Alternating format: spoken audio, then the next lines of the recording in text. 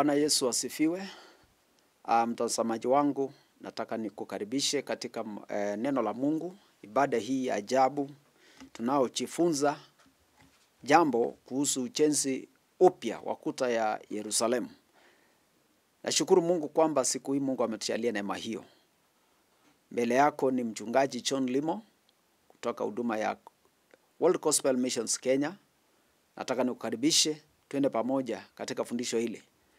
Hapo awali tulijifunza juu ya ujenzi wa kuta ya Yerusalemu na tulizungumza kuhusu kujengwa kwa kuta ama kusimamishwa kwa lango la kondoo.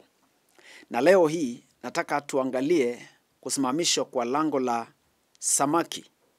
Mara nyingi tuweza kusoma jambo hili tunashindwa ilikuwa inasaidia nini? Mbona Nehemia akashughulika sana mpaka kusimamisha lango la samaki? Maana yake ilikuwa ni nini? Nataka nikupatie maana ya jambo hili. Maandiko nasema katika kitabu cha Nehemia mlango wa 3 mstari wake wa 3 hadi mstari wa 5 ya kwamba na lango la samaki wakalijenga wana wa Zena, wakazitia boriti zake, wakazisimamisha milango yake na vyuma vyake na makomeo yake. Na baada ya kufanyiza Meremothi mwana wa Uria mwana wa Hagozi, na baada yao akafanyiza Meshulami mwana wa Berekia mwana wa Meshesabeli, na baada yao akafanyiza Sadoki mwana wa Zana. Mstari wa 5 nasema na baada yao wakafanyiza Watekoi, lakini wakuu wao hawakutia shingo zao kazini mwa bwana wao. Hili ni lango la samaki. Mtu wa Mungu Nehemia alijua umuhimu wa lango hili la samaki.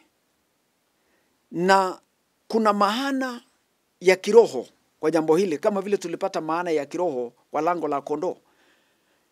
Lango la kondoo tulizungumzia, na sasa tuko leo hii tunazungumza habari ya lango la samaki. Hawa wapendwa waliosimamia ujenzi wa lango hili, maandiko yanasema kwamba walifanya kazi hii mpaka wakakamilisha. Hawa wana wa Zena na wa Meremothi, na wakakamilisha ujenzi wa kurejesha lango la samaki. Tunajiuliza, samaki inatusaidia nini? Inamaanisha nini? Inaonyesha nini katika maisha yetu ya Kikristo? Lango hili la samaki, wapendwa, samaki mara nyingi hawakai ardhini, hawakai katika nchi kavu, wanakaa ndani ya maji. Mahala pao pa kuishi ni ndani ya maji. Vyakula vyao wanapata ndani ya maji. Kila kitu jao wanapata ndani ya maji.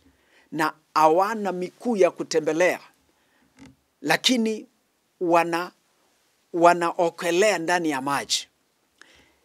Lango hili la samaki inamaanisha, inaonyesha ya kwamba ni wale wa Kristo baada ya kondoo kulishwa na wamekomaa. Sasa tunapanda, tunaenda mahali ambapo tunaweza kuelea katika neno. Maji ni neno la Mungu.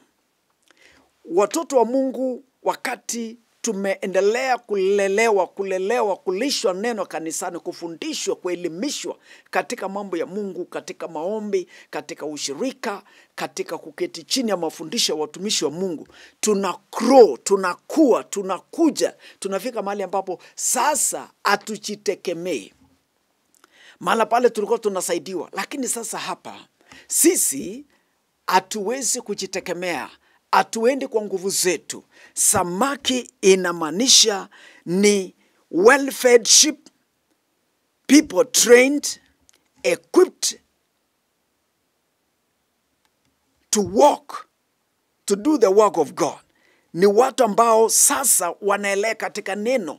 Unaweza kusimama katika neno, unaweza peana neno, umekomaa, sasa unaongozwa na Roho Mtakatifu.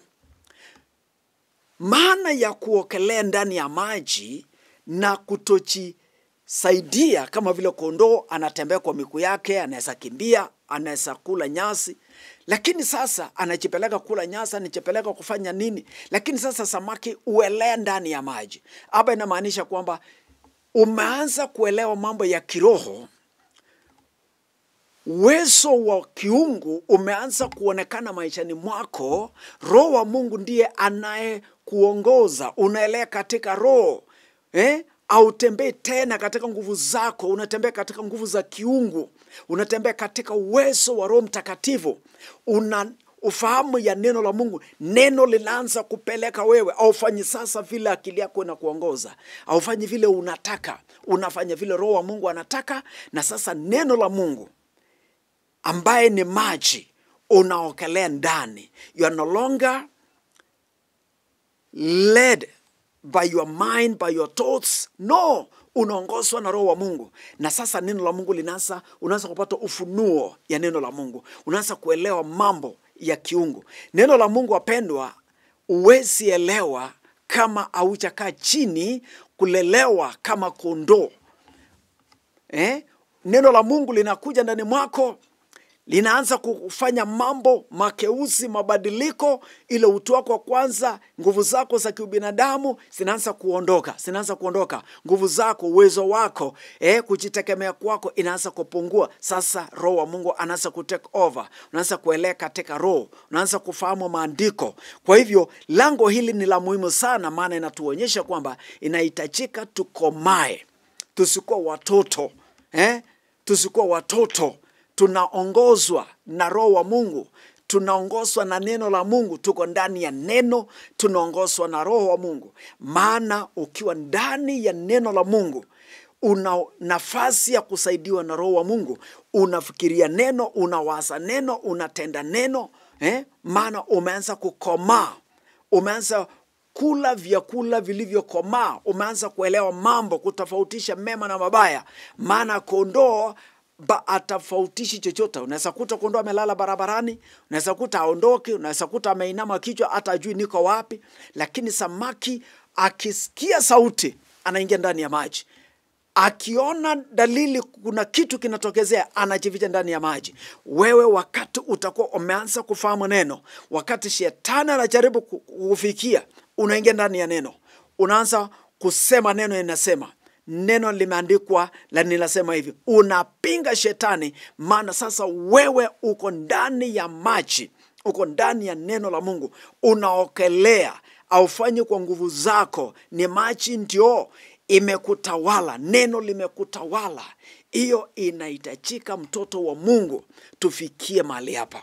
Ukifikia mahali hapa, mpendo wangu, hapa uwezi danganywa, hapa uwezi potoshwa. Maana Roho wa Mungu atakuelekeza. Uwezi danganyika, maana neno limekujaa ndani mwako. Unakula neno, tamaa ya neno, ufunuo wa neno inajaa ndani mwako.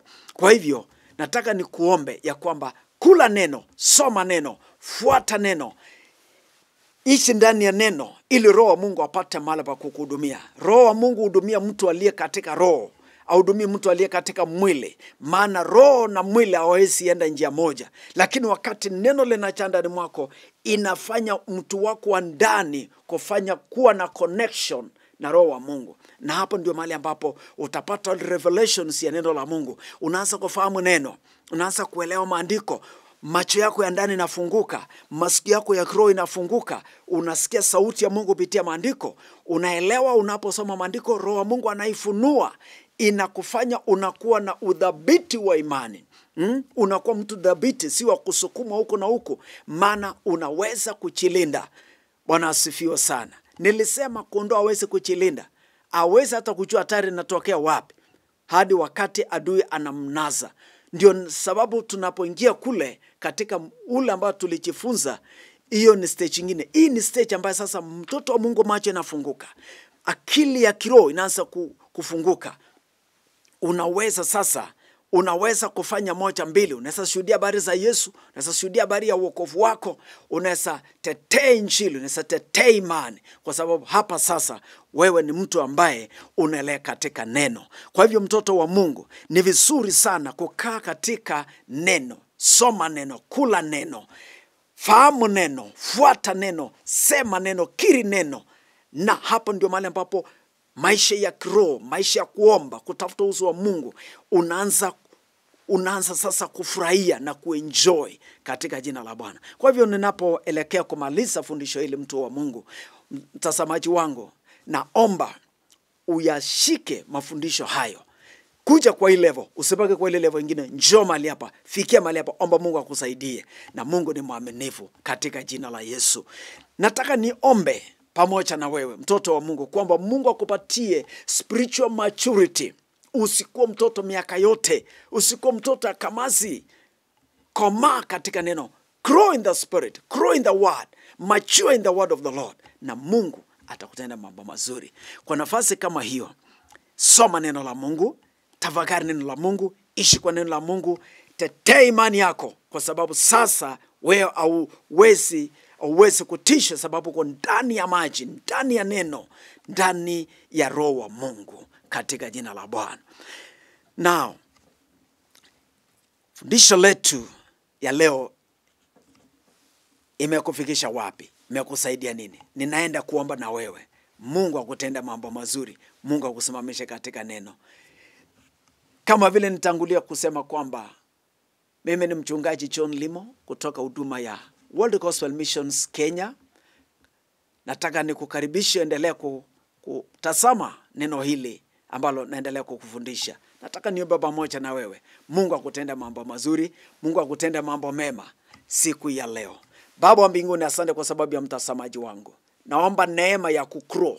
Ninakemea roho ya kutokomaa, roho ya kukaa miaka mingi bila kukomaa, ninaiondoa. Naomba roho ya kukro katika neno la Mungu. Roho wa Bwana, naomba neema yako juu ya huyu mtazamaji wangu, kwamba atakuwa katika neno, ili asije akapotoshwa na mafundisho na elimu ya uongo katika wokovu wake. Asante Mungu, maana umesikia na umetenda. Kwa jina la Yesu nimeomba na kuamini.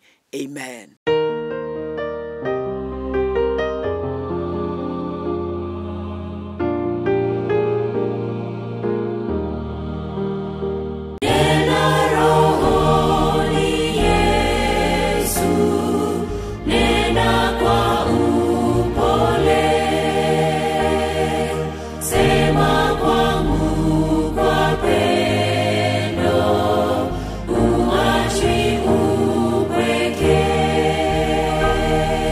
Mungu